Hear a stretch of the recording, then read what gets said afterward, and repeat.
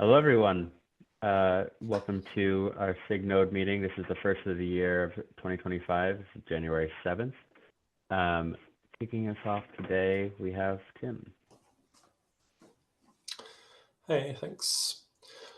So I've got a couple of topics on the agenda today.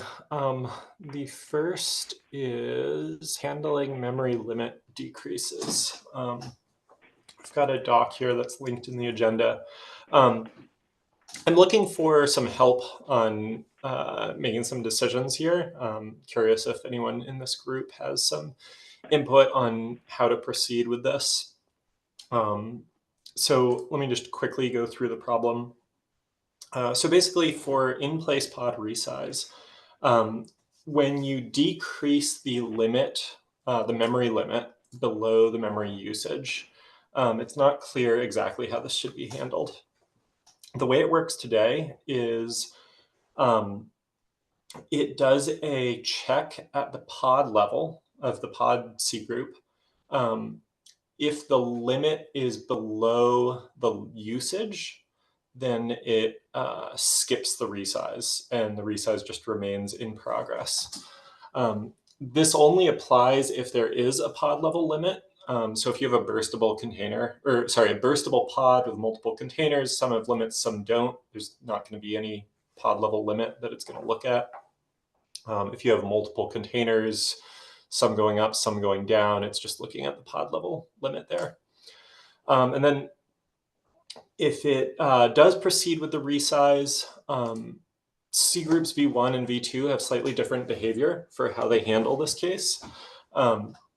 In C groups V1, if you're trying to set the limit below the usage, the kernel will just return an error there and it won't do the change. In C groups V2, setting the limit below the usage will just kill or trigger an of something, a process in the C group to reclaim the memory. In both cases, the kernel will try and reclaim the memory before returning the error or doing the kill, I believe. In C groups V2, there is an alternative, which is to set memory.high lower. That will force the reclaim and throttle new allocations, and then you can check if usage is still below the limit before actually decreasing the actual limit. That would add a lot of complexity for us to implement that. We still might want to do it someday, but I don't think that's on the table for now. So that's the background. There's a couple different options for how to proceed with this.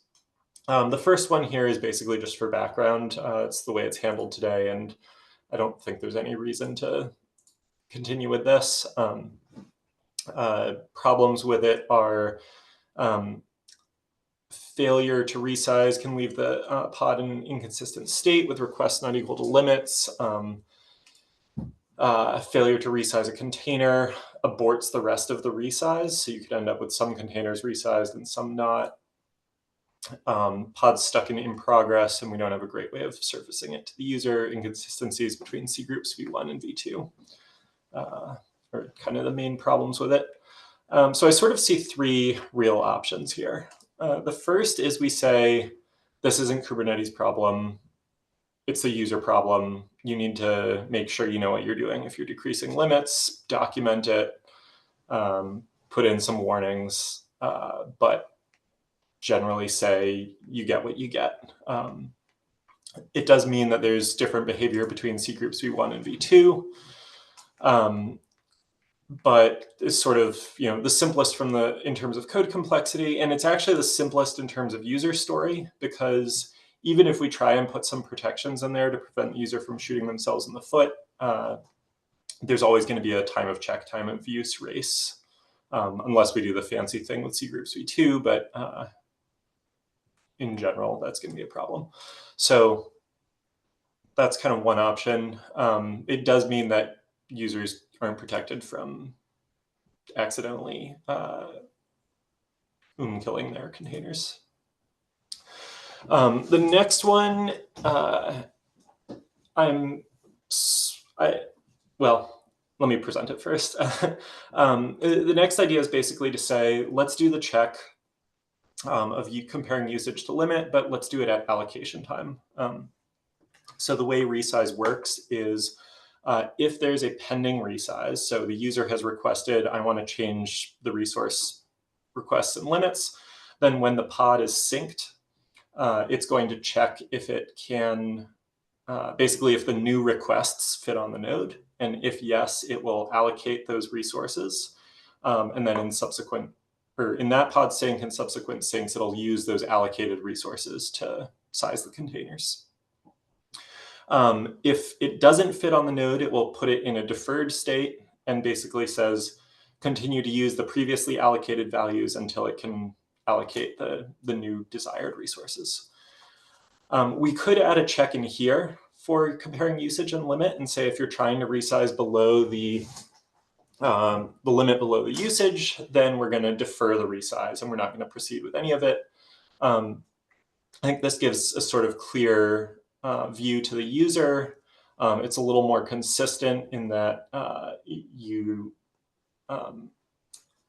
it kind of stands by this atomic resize principle.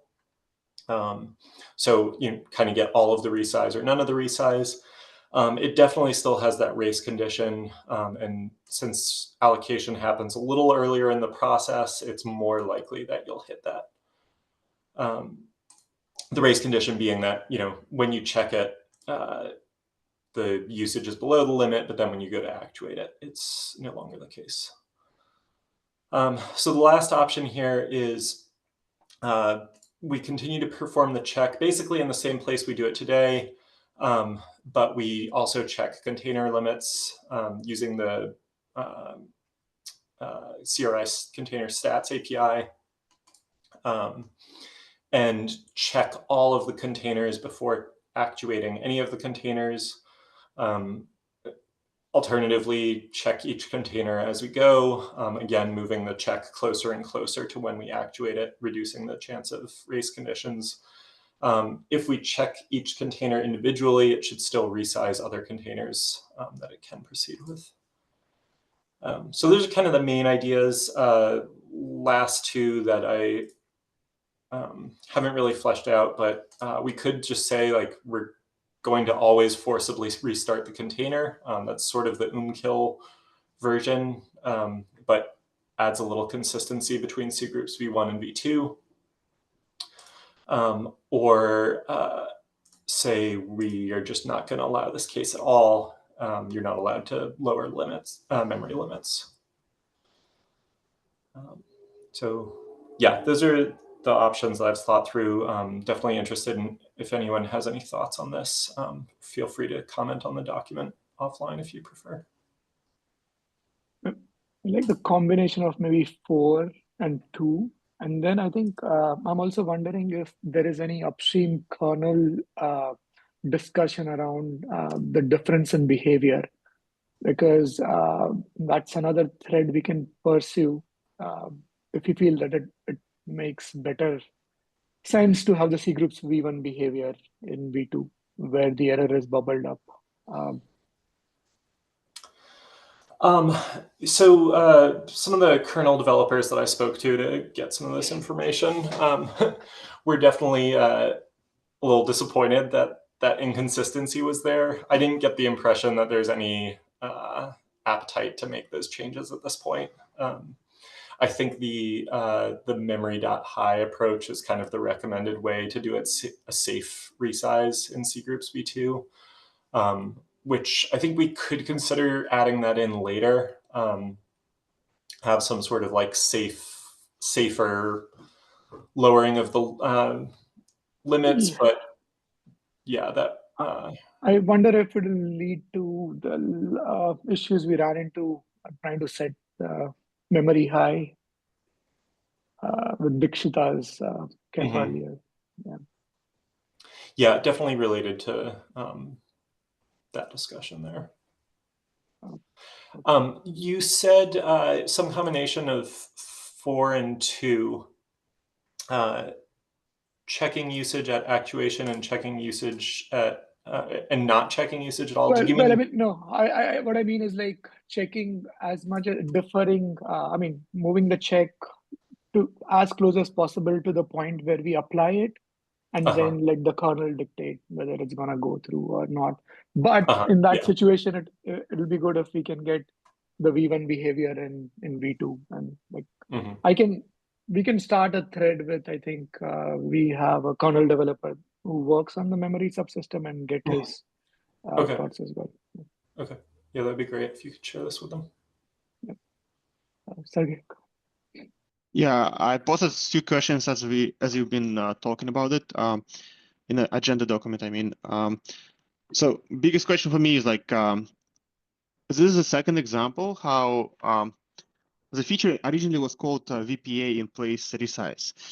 So we wanted to use it for VPA, and first thing we did is we said that there is no guarantee non-disruptive resize, like even like increasing memory or decreasing memory. Is just if runtime doesn't support it or runtime has some thoughts about resize applicability, it will just restart the workload.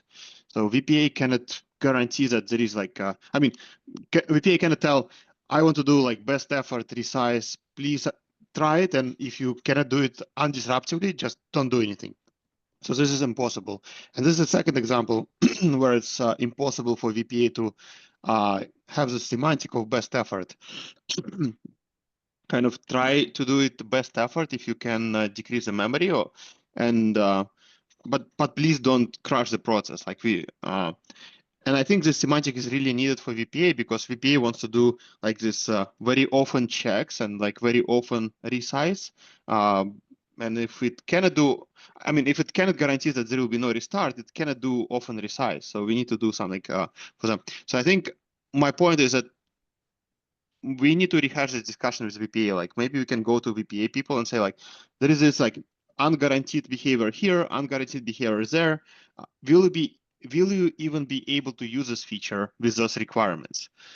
So yeah, I understand technical limitations and how we will go about it, but like I think we need to go from usage perspective rather than from like how to implement it as the best way. I don't know. I can say more questions if you want to address this first.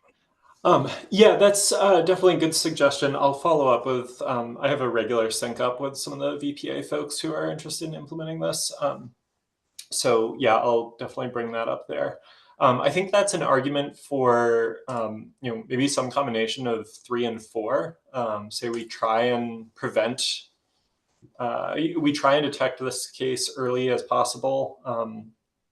If we deferred the resize, I think VPA would probably follow up and see, oh, actually usage is higher than it initially thought, and scale up after that. So it would exit the deferred state, maybe similar for the stuck in progress state. Yeah, and then I think in any of these options, this only applies to restart not required. If restart is required for the resize policy, then this is all moot and it just restarts the container anyway. Oh yeah, absolutely. So this option is easy for VPA, but the fact that if restart is not required, but VPA cannot tell if it will be restarted or not, or will not be restarted, then it's really hard for VPA to make a decision, like how fast, how often to resize, and that kind of thing. So yeah, thank you. Another thing is, do we even need to support cgroup v1? I understand that there is a difference. That is another point to maybe disable this feature on cgroup v1. Because I mean, we said that cgroup v1 is in support mode. We don't want to add new features for cgroup v1, so maybe it is another example of features that wouldn't be available on cgroup v1, and it will eliminate whole bunch of questions. Yeah, I think we can do that, but I think we like the behavior that V1 has versus where V2 is just going and killing and not giving us an option where, oh, if the kernel can't do it, bubbles up another.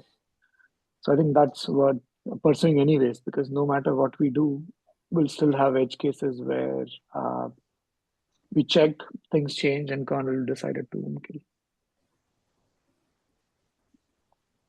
I mean, even though we like it, if the reality is that V2 behavior wouldn't change, we need to rely on V2 behavior. So we shouldn't assume V1 behavior will stay for any time, for any long duration. V2 behavior can be changed, right? So the influence from the user space. There's even like some other proposal on the memory management V2. People propose something and discussing. So there's a lot of things can be changed, but it may take longer time. So this is why I think Manu have the good point, because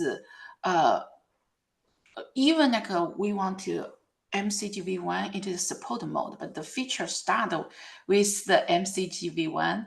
And if we can collect the V1 and the V2 comparison, we could influence kernel folks, right, to enhance about the V2. Yeah, I think we have had a bunch of things that we were able to get them to change when we found differences between V1 and V2. And I see this one as at least I want to have that discussion and see where it goes.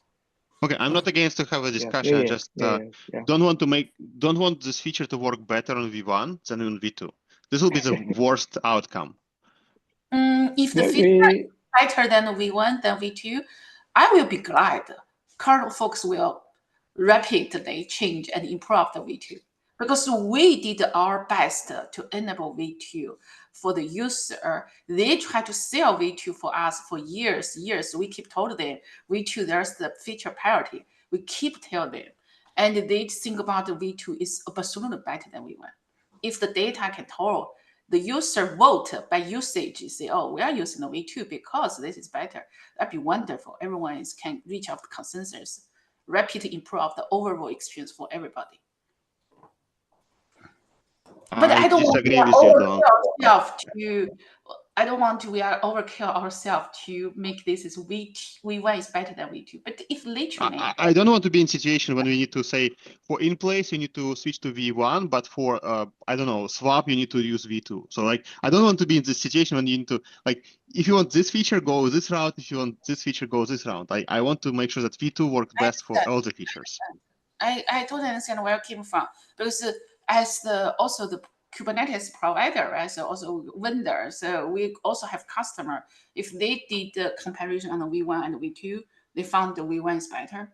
But that data actually can really help us. Some of those data. This is for those feature, all the resource management, CPU, memory, all those, and device, all those kind of feature. I hope we find the pilot user to use them earlier, give us a feedback loop, and we can also not just Kubernetes improvement, container runtime improvement, and also kernel folks. So we can pass those information feedback, because a lot of time we told the kernel folks, they may don't believe us, and the users' data actually is really matters here. Okay. And lastly, I don't know what the right approach would be. I know that every approach that is beyond just to let customer application crash, every other approach right now has a race condition, like potential for race condition. And I think depending on what VPA people say and like how we will look at usage of this feature, I think we may need to do memory high attempt, like memory high approach. Consider to make it earlier.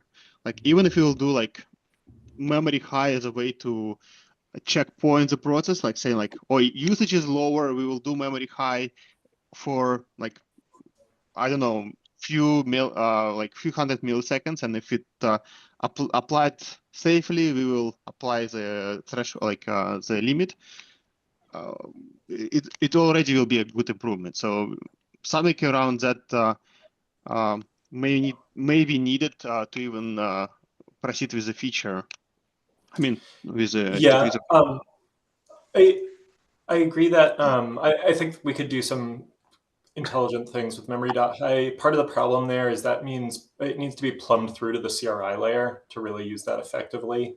So that is a lot of latency in terms of development time to add it to the API, plumb it through to containerd and cryo. I don't even know if runc exposes the right knobs to deal with that today. And then, of course, handling the kind of the life cycle of how that's applied in the kubelet as well. So I Yeah, think I understand. So, My point is, as just a yeah, note, go ahead. oh, sorry, we do actually have that plumbed all the way through the, I believe, because of the C group.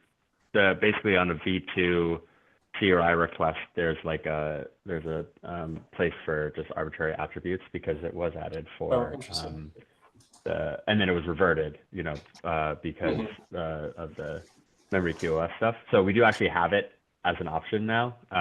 So that's not Okay, influencing. great. So I do, like, muscling through it mentally, I do kind of think that if we ended up setting a memory.high and that container was like really aggressively trying to gather memory, then I think we would probably get into the kernel soft lock situation that we reverted memory QoS for. So I don't know if it would necessarily be advisable to go that route. Mm-hmm. Yeah, but my main point is, depending on what API people would expect and how useful it will be without guarantee of non-breakable experience. Like, let's say we want to apply it for Agones, for game servers.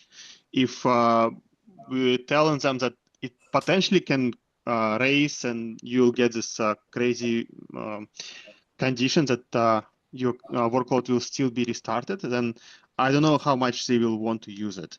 So depending on how usable it is, we will need to consider making this change earlier or disallowing the resize down of memory for now. I think one of the complicated cases to consider here is guaranteed pods. Like, I think it's sort of easy to say, just leave your limits alone, adjust your requests as needed. But if it's a guaranteed pod and you're trying to downsize, you're forced to set the limits down as well.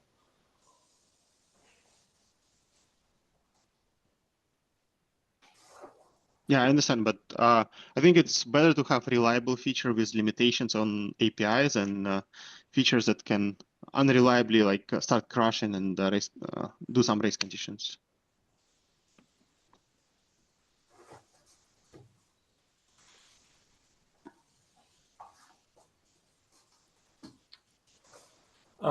Okay. Sorry, Peter, did you have anything to add?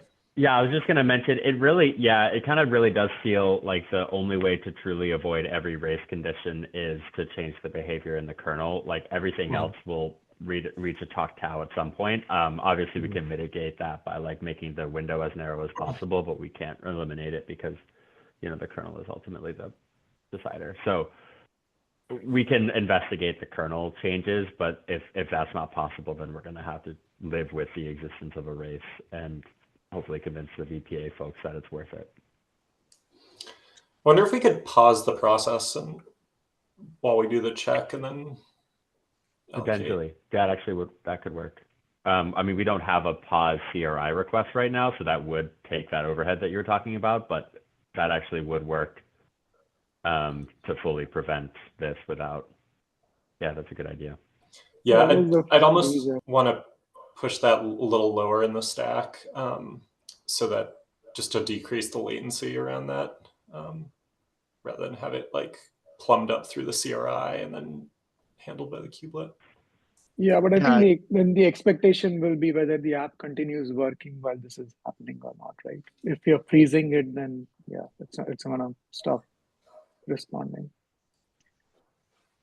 And you will need to freeze the entire sandbox, so you will be way better off in some gvisor environment and stuff like that.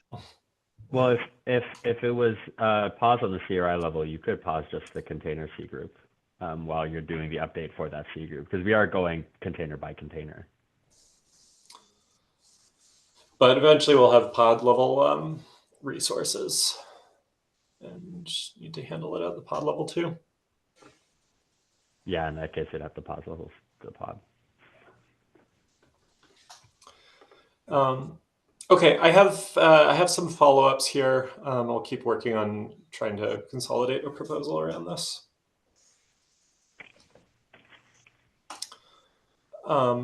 Let's move on to the next topic for time. I'll try and keep this one short. This is a little more of an FYI. let's see.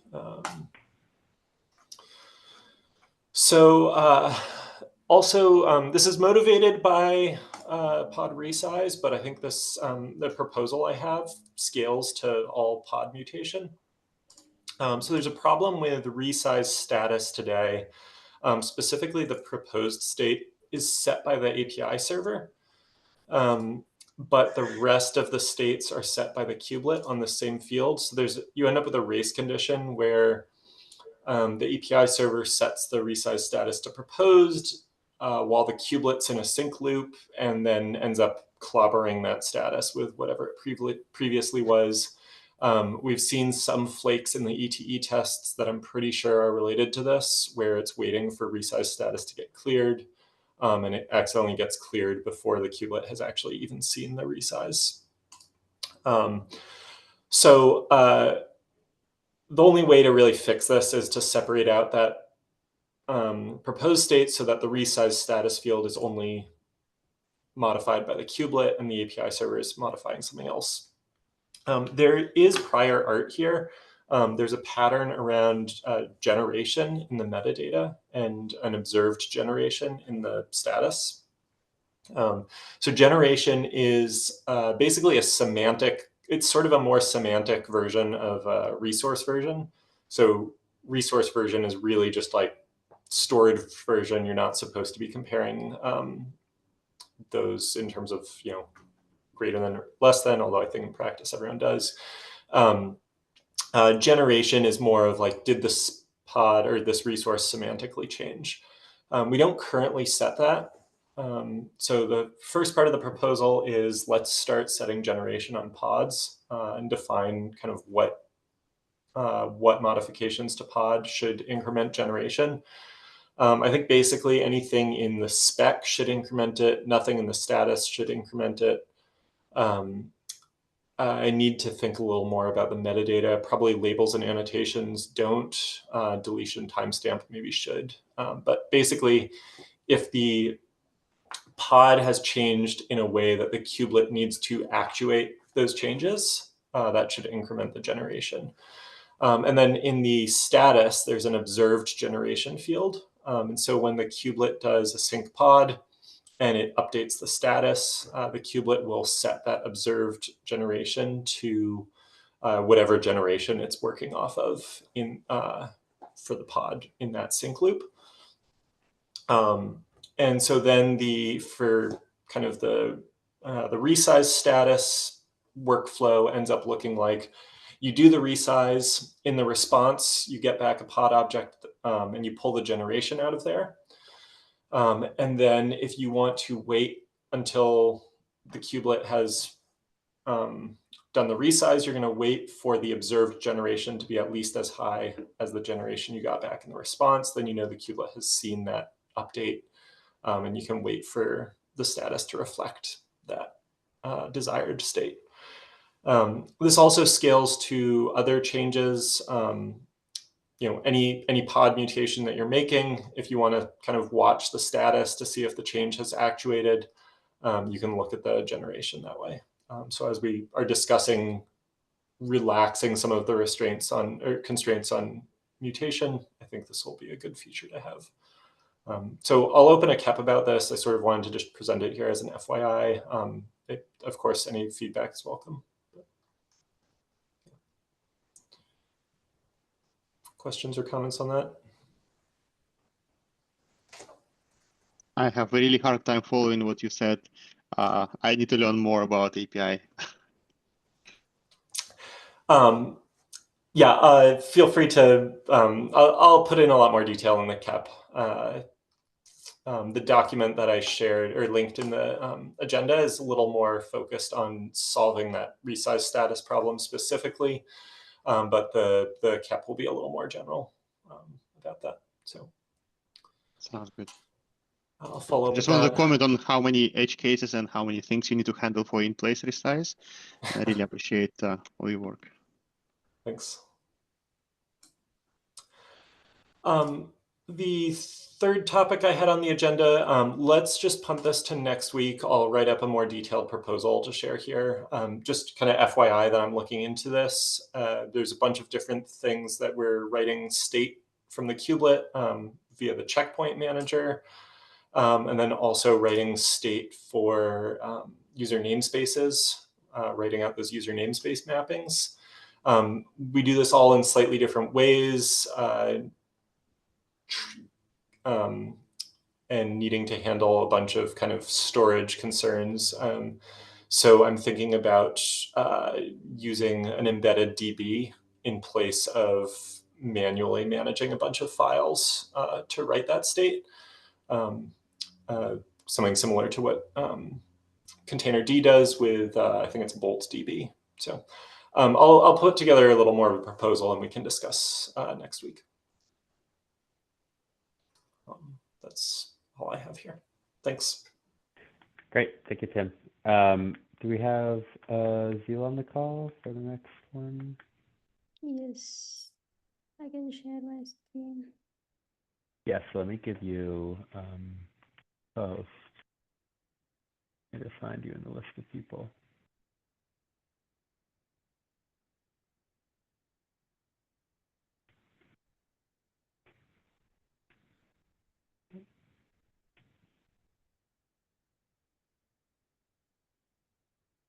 Sorry, I have to go through a different view, I think. There we go. Okay. There you are.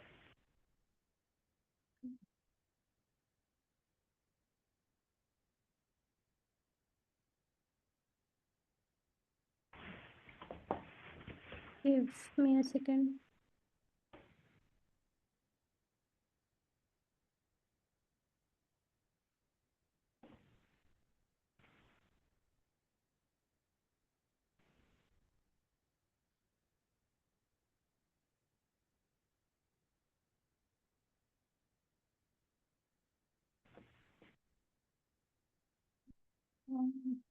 Can you folks see the screen? Yes. Okay, so I do not have any document. It just raised an issue. It is regarding the log rotation which kubelet does. So kubelet has a set of flags to set to rotate the logs of pods so that older logs are deleted, and there's a limit set for logs of each pod. The issue is that if a pod is generating logs at a very high scale, before the GC reaches, or before the GC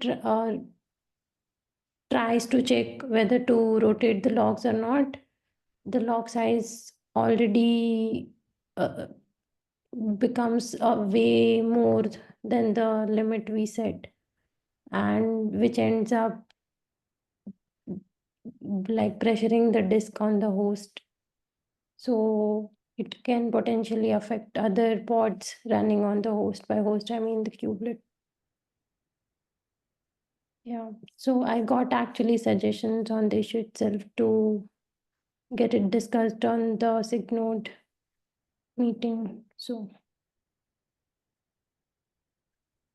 let me go through the example as well. So let's say there is a batch job with which is generating 10 MB of logs, let's say at every 0.1 second.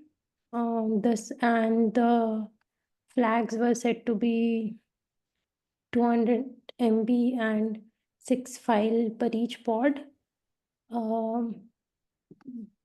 We were actually seeing a lot, basically sizes being greater than 200 MB, whereas when we create a pod which is generating 10 MB, but after every 10 seconds, the sizes were around 200 MB. So the request here is to rotate the logs whenever there is kubelet disk pressure.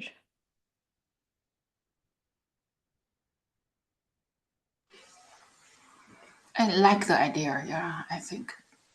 Mm.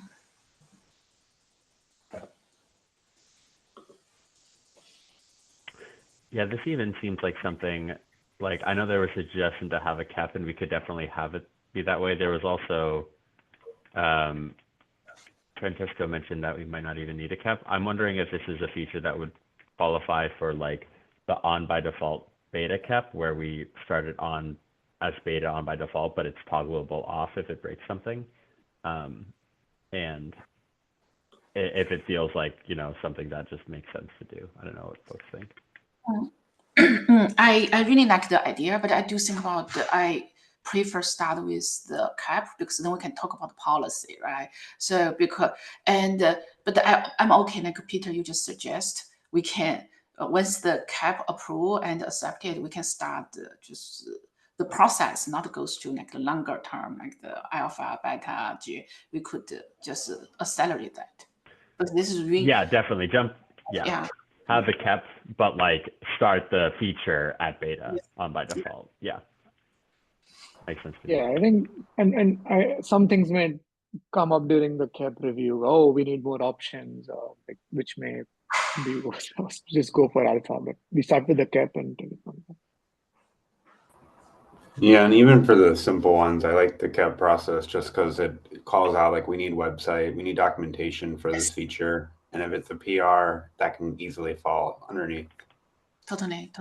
Documentation is the major things what I think about starting with the cap. Yeah. So Zia, are you going to do you have the interest on to driving this feature, and do you any help you want? Of course, we can add this into our cap and the process, right? So when we do the planning, but do you want to be the author, owner, and then we can identify people to help? Yeah, I can start. I can create a cap document. Cool. Thanks. Yeah, and if you want to reach out to me if you have any questions with the process, I'd be happy to help. Sure. Thanks, Peter. Thank you. All right, great. So the next one, the author of it is not here due to time zone, but we can discuss. It is about evented plague. I can share my screen to share the document. Can you hear me, Peter? Yes, Harshal, go ahead. Okay, I'll give you the PR number, PR they are talking about here. So what they are proposing, so let's give some background here. So evented plague, when we initially started, it was just a standalone evented plague, but then after getting the feedback from the community, we decided that generic plague will be a backup solution or something to fall back to in case evented plague runs into issue. You know, like let's say runtime is not able to communicate with the kubelet or whatever, right? So that's the place where we thought generic plague will be a backup. So it will run at the reduced frequency just to make sure things are consistent, right? So that means any solution that you write for evented plague will also have to work for generic plague, because when you are running evented plague, the generic plague is also updating the cache, except it's running at the reduced frequency. Now, if you go to the line here, 138 of that cache.go, what they have done here is they are bypassing that. So if you see in case I have evented plague, so if you come here, it is wrong to assume that evented plague is even running just because the feature get is on. We are talking about the scenario where evented plague is not able to run. In that case, this particular line has to work even for the generic plague. I am not sure whether this PR fixes it, because I just ran. So the issues with evented plague were discovered with the full E2E test suite that we have, not with the Node E2E. And the author ran Node E2E, and it ran for them. Probably that gave the impression it works. But I just ran on that PR a full Node E2E, and it failed again with this change. So I'm going to write some comments on here, but just to bring everyone up to speed here, that one of the challenges we have in evented plague is that we have to make things work with the generic plague in mind. and we can't get away. We cannot have a turn on and off switch whether you are either using evented plague or using generated plague. When you use evented plague, you use both of them. So so a solution has to come in. That's where the complexities come in. I'll comment here saying, the job, first of all, the job failed. So first they had to fix that. There's the E2E job that using kind cluster runs the entire E2E set, test suite that failed. And once they fix, I can keep on engaging with them. Maybe there's a solution here, but first that job has to pass. I totally agree with you, Harsha. I was surprised the implementation they didn't. Yeah. Just please comment on that one, then fix those. Yeah, especially this line 138 is of concern to me, because if you see when they are returning, if you Peter, if you scroll up, there's a method called get newer than and get. Yeah, that one, those two, right? If you see evented plague, right? Just return processing part, but it doesn't even return anything with the what generic plague stores in, like c.get, right? Line 102. So, but it's wrong to assume that just because evented plague is enabled, it's actually evented plague that is requesting get. It could be generic plague, and then it will return the wrong c.processing part instead of c.get, right? So those questions I have here.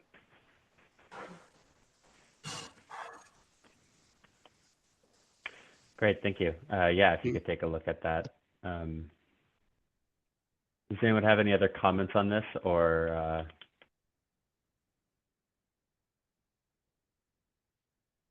Cool. I wonder if there's some Right, other yeah. solution we have for evented plague, which doesn't use generic plague as backup. The things could simplify a lot, but that's some other discussion, maybe some other time. Yeah, I mean, I think generally the list watch mechanism is pretty common because you worry about missing events on the watch. So I mean, I think it's possible that we could get away without it, but also I think we catch edge cases. Yeah. I got intrigued by Tim's talk about how in generations. So if you some sort of generations we can track across pod statuses between messages or something which you can validate. No, we didn't miss an event. I don't know. Right. Put it Instead on a of relying on blockchain. generic plague, yeah. Instead of relying on a generic plague as a backup. Yeah, it makes sense to me. Great. All right, Sergey, you're up. Yeah, I just wanted to share the document I started. We've been discussing it during the previous release, how to develop features that require CRI API changes and how to ensure that we have enough implementations in CRI API.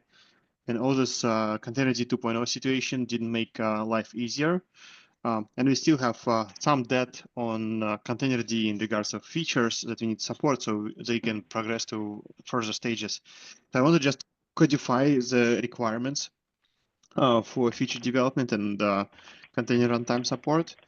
I put it in the form of some policies that we can enforce, and I would really appreciate feedback if you see anything you want to add, please do. The format of the document, like this document doesn't intend to solve the problem of container runtime being more agile or like doing something faster. It's mostly how we provide best experience for our users as like Kubernetes users. They need to be able to have portable experience. They need to be able to rely on feature being enabled and working. So yeah, any feedback is welcome. If we will get a general agreement on that, you can publish it in some documentation website or like community and stuff like that. Yeah, the one point that I think immediately comes to mind is the language on it is very vague as to like what the two container runtimes are. And in practice, we've been it ends up being like fairly explicit. I wonder if it could make sense to call out Containerd and Cryo, because functionally, if like a CRI Dockerd, for instance, decided to start following the Kubernetes release cycle a little bit more quickly, like we would need to update that to 3 anyway, so we would have to add the new one anyway and revise this document. So I wonder if we maybe just call out like Cryo and Containerd are the two implementations that we block GA features on. And if new ones want to come along and have that same policy, then, you know, here's perhaps like a path for that to happen. It's a very good feedback. My only worry here is, do we need to start calling out things like gvisor or kata? Like, so we have two runtimes, but then we have like some implementation details below those runtimes. We have Containerd for Windows as well. Do we call this out explicitly?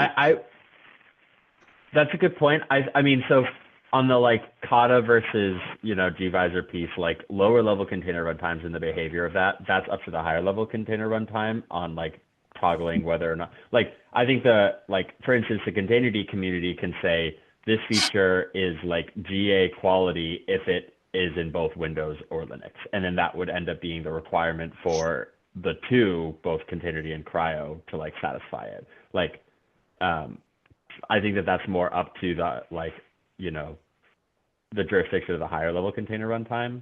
They can decide like, okay, this is what we qualify as something that will tell the Kubernetes community this is like ready as a GA for our purposes. But I don't think we need to muddy the details of this document, and specifically in the Kubernetes community, about like what the lower level container runtimes are, you know, doing. Does that make sense? Yeah, I mean, I agree that it's very explicit right now which two we mean in this document, so I can easily update this. Any concerns? No, I think this is great. Thanks for writing this up, Sergey. This will clarify things for Krebs. Sergey, maybe I like what Peter just commented. Can we explain the state? Those the kata and the gvisor. So treat it as, I'm not sure the lower level of the container runtime is the good way to describe, but I do think about at least doing the over last couple of years, right? So we only graduate to SIG Node. One it is the Containerd, another one it is the Cryo. We didn't graduate the Hyper. We didn't because they major with the kata, but then kata we also never graduate. And then gvisor, actually, it is on design. It is determined about the container manager sham API, which is not container runtime interface API. This is a couple of years ago. We already have that agreement as the community. So that's why it is kind of lower level container runtime, right? So, but I'm not sure which the best term to describe that situation, but at least for container runtime interface, we will have the only two, RT2, right? So that's what we're, so now this one only address this. Let's just state that. Those two is not some language that. Okay, I will try to put more language and. Oh, go. Yeah, sorry. Some language I've been subtly trying to use recently is CRI implementation for the higher level container runtime, and then, you know, OCI runtime for the lower level, and that sort of like differentiates the two. Or you can use something else. That's just what I've been doing. Sorry for cutting you off. Okay, I will add some language, but I would appreciate more feedback on like specifics. So please read the doc and feel free to comment anyway, and add yourself to authors, and then we can move it to community page as well. But one other thing, last release we had talked about and then not actually gone with the policy of an off by default beta being allowed when only one implementation has the feature. Obviously, we didn't go for that. So I want to, you know, talk as a group to see if that is the policy that we want to commit to. Is beta must have both implementations with a, like, you know, with support for it, regardless of whether it's on or off by default.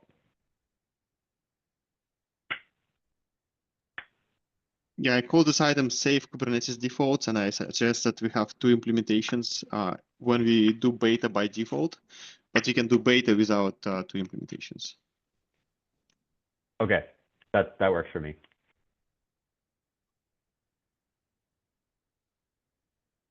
Great.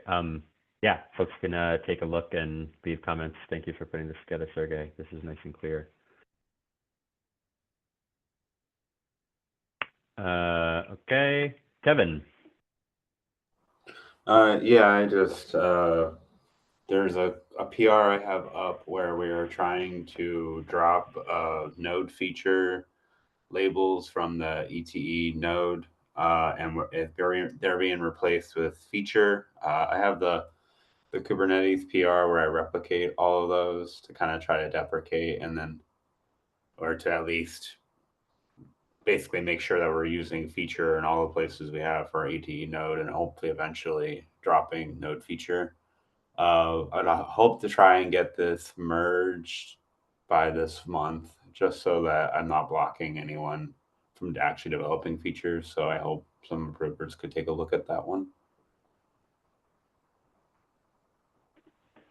Thank you. Yeah, thank you for this tedious but important work. I have a couple more minutes. Marcus, would you like to take the floor for a little bit? Yeah, really just a quick one, like a heads up request for review for the CRI resources passed down kept. The last cycle was put on hold and at a very late time concerns, and I've updated the KEP, and then just trying to work on this early this cycle to get it reviewed. So just a heads up on that. I'm probably mostly looking at you, Peter, and Sergey at this point. Yeah, I'll give it a review, try to get that to you early so we can move forward on this and not continue to punt it. Thank you. Thank you for your patience. All right, that is the end of our agenda. Any quick items that anyone wanted to mention before we adjourn? Should probably start looking into KEPs, I think. What's the date for that? Do we know off the top? I don't know if SIG release has released it yet. I heard the 13th. What I heard February 13th. That's what I heard anyway. Okay. Oh, yeah, so we have the release directory proposed. So yeah, let's see the timeline. Release cycle begins on January 13th, and yeah, February 13th is enhancement freeze. Yep, thank you, John. I could put this. So from the device management working group, we'll have a bunch of caps we want, and some of them are SIG Node and some are SIG scheduling, I think. So, but just wanted to flag it, I guess. Of course. Maybe, Yeah, that's great. So, oh, go ahead. maybe John, can you allocate a little bit time for sometimes next week, or maybe you go over all those kind of things so SIG Node have the complete picture about what's next, even some Sure. schedule change. Yeah, Just let's one put it on the. two sentence, yeah. So for that one, so this team, so then we can prepare to how to not become the blocker. Awesome. Yeah, that's a great idea. Let's put that on for next week. Thanks. Great. All right, thanks, team. With that, we can end for this week. Thanks, everyone, for joining, and see you next week. Thanks. Happy New Year's. Okay. Okay. Yeah, Happy New Year. Bye-bye. bye-bye.